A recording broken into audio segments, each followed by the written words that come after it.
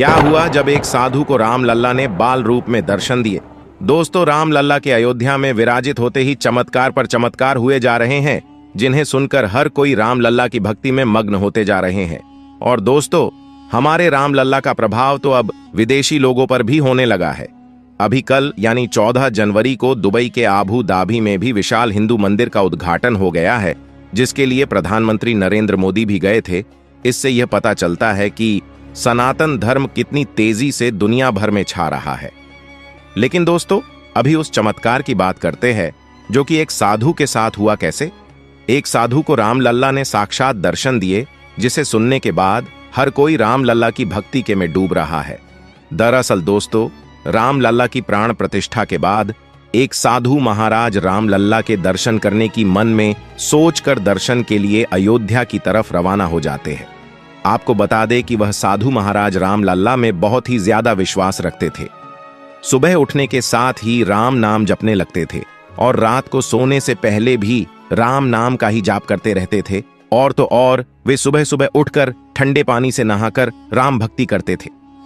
कई बार तो कुछ लोगों ने उन्हें कहा कि महाराज, अब आपकी उम्र ज्यादा हो गई है, आप अपने शरीर को इतना कष्ट न दें। भगवान से अभी वृद्ध अवस्था में आपको क्या चाहिए?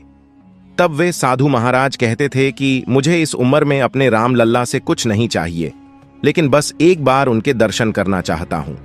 और इसी आस को लेते हुए जब राम लल्ला की प्राण प्रतिष्ठा हुई, तब 22 जनवरी के दिन किसी सामान्य इंसान का प्रवेश नहीं था, तो वे साधु महाराज 23 जनवरी को राम लल्ला के पास जाने की ठान लेते हैं। लेकिन जब वे अयोध्या राम मंदिर तक पहुंचते हैं तो वे देखते हैं कि तब तक तो बहुत ही लंबी लाइन लग चुकी है, क्योंकि वे बहुत दूर से आए थे, इसलिए जल्दी नहीं पहुंच पाए थे। लेकिन उन्होंने हार नहीं मानी और लाइन में लग गए।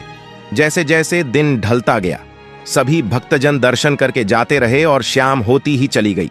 लेकिन जब तक उन साधु महाराज का दर्शन करने का आया, तब तक रात काफी हो चुकी थी और राम लल्ला के सोने का समय हो गया था।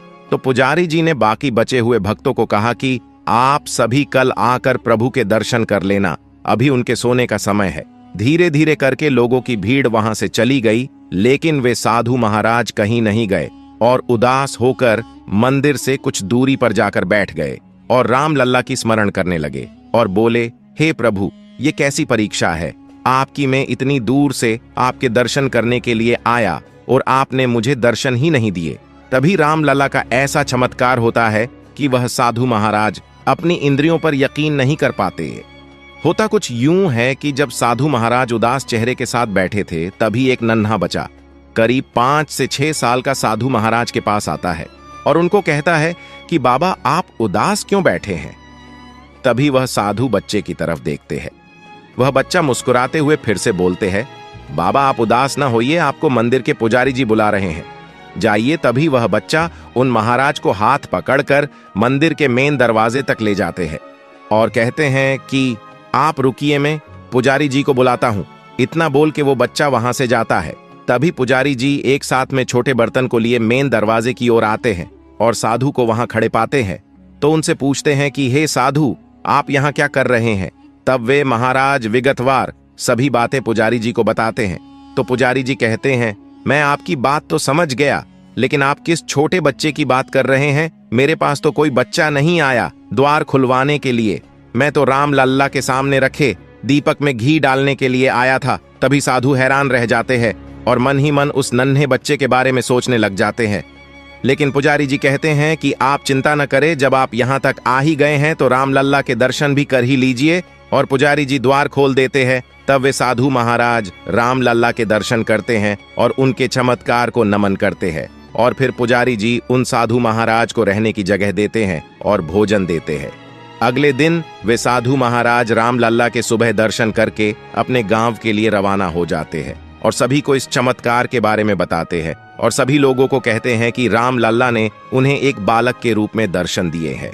ऐसे अनेकों चमत्कार आजकल अयोध्या नगरी में हो रहे हैं, एक बहुत ही बड़ा चमत्कार। और जान लीजिए दोस्तों, जब राम लल्ला के मंदिर बनने का फैसला आना था, तब एक और चमत्कार हुआ था। इसका एक प्रमाण पत्रकार हेमंत शर्मा की किताब युद्ध में अयोध्या में मिलता है। फैजाबाद जिला अदालत ने 1 फरवरी 1986 को विवादित स्थल का ताला खोलने का आदेश दिया था। जिले के जज कृष्ण मोहन पांडेय के इस आदेश के पीछे एक काले बंदर की दैवीय प्रेरणा को माना जाता है। दरअसल उस दिन एक काला बंदर सारा दिन फैजाबाद की जिला अदालत की छत पर बैठा रहा था। जज कृष्ण मोहन पांडेय ने 1991 में प्रकाशित अपनी आत्मकथा में लिखा है, जिस रोज मैं ताला खोलने का आदेश लिख रहा था, मेरी अदालत की छत पर एक काला बंदर पूरे दिन फ्लैग पोस्ट को पकड़कर बैठा रहा। वे लोग जो फैसला सुनने के लिए अदालत आए थे, उस बंदर को फल और मूंगफली देते रहे, पर बंदर ने कुछ नहीं खाया, चुपचाप बैठा रहा। फैसले के बाद जब डीएम और एसएसपी मुझे मेरे घर पहुंचाने गए, तो मैंने उस बंदर को अपने घर के बरामदे में बैठा पाया। मुझे आश्चर्य हुआ, मैंने उसे प्रणाम किया। वह कोई दैवीय ताकत थी जो कि रामलल्ला के मंदिर पक्ष में ही फैसला करवाना चाहती थी, और कुछ लोग तो उस बंदर को साक्षात हनुमान जी मानते हैं। मुंबई की 96 साल की कारसेवक शालिनी रामकृष्ण दबीर ने विवादित ढांचा विध्वंस की साक्षी रही हैं। उन्होंने 6 दिसंबर 1992 के दिन भी वानर की उपस्थिति के बारे में बताया था।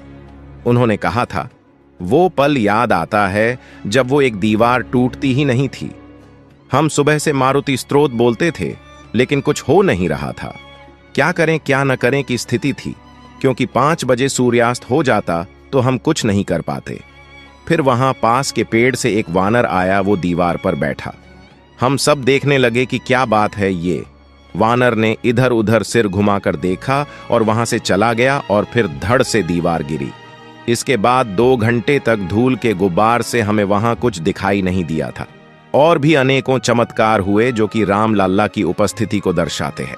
तो दोस्तों, क्या लगता है आपको, कौन था वो छोटा बच्चा जो कि साधु को मंदिर तक ले गया, और कौन थे वो बंदर जो कि अदालत की छत पर फैसला आने तक बैठे रहे? अपनी राय कमेंट सेक्शन में लिखे। इस वीडियो को इतना शेयर करें कि सभी हिंदू भाइयों को इन चमत्कारों की सूचना मिल सके। वीडियो को एक लाइक और चैनल को सब्सक्राइब भी जरूर करें। तब तक के लिए जय श्री राम।